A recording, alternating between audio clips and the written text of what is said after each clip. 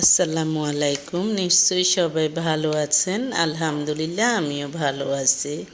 আজকে আপনাদের সাথে শেয়ার করব, অনেকেই বলে আমার বাচ্চা পড়াশোনায় অমনোযোগী। বাচ্চারা ঠিকভাবে পড়াশোনা করে না। কেন করে না, কেন অমনোযোগী, আজকে আমি আপনাদের সাথে শেয়ার করব। এটা আমার কথা না, এটা গবেষকদের কথা। দেখা যায় যে অনেক সময় অভিভাবকরাও বুঝতে পারে না বর্তমানে শিশুদের পড়ায় মনোযোগ না থাকার পেছনে ডিজিটাল ডিভাইসের অতিরিক্ত ব্যবহার বা স্ক্রিন টাইম বেশি হওয়া একটি অন্যতম কারণ।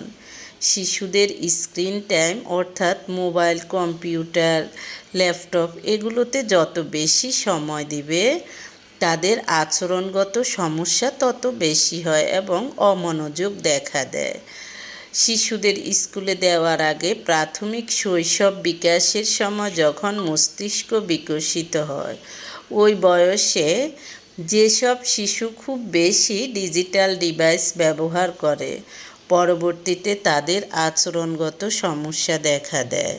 পড়ালেখা করতে গেলে তারা সেখানে মনোযোগী হতে পারে না। টেলিভিশন, স্মার্টফোন, গেম কিংবা রিলস দেখে অতিরিক্ত স্ক্রিন টাইম পার করা শিশুদের পড়াশোনায় অমনোযোগিতা দেখা দেবেই।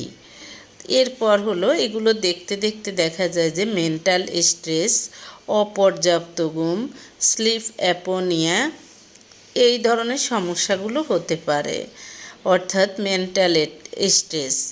আর একটি কারণ হচ্ছে মানসিক চাপ। বর্তমানে প্রতিযোগিতার মতো সন্তানের অবশ্যই ভালো রেজাল্ট করতে হবে, এই রকম বাধ্যবাধকতা নিয়ে অনেক মা বাবা শিশুদেরকে পড়াশোনায় অমনোযোগী করে তুলছে। শিশুদের বিনোদনের বা খেলাধুলার সময় নেই বললেই চলে।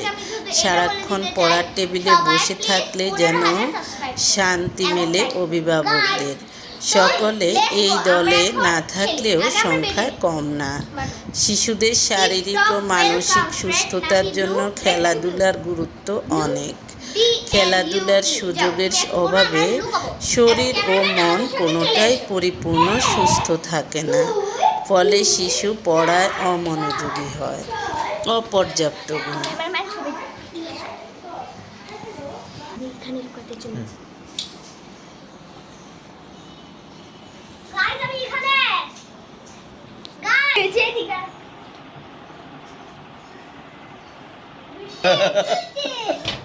তো গাইস তোমাদের সঙ্গে ভিডিওটুকু এই পর্যন্ত ছিল।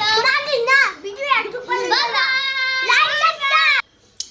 অপর্যাপ্ত ঘুম। অনেক শিশুর ঘুমের সমস্যা থাকে। পর্যাপ্ত ঘুম না হলে শরীরের নানা সংকট তৈরি করে। পড়ায় অমনোযোগিতার পিছনে ঘুমের ব্যাঘাত একটি অন্যতম কারণ। বয়স অনুযায়ী যদি ঘুম অপর্যাপ্ত হয় তাহলে শিশুর পড়ালেখায় মনোযোগের অভাব হয়।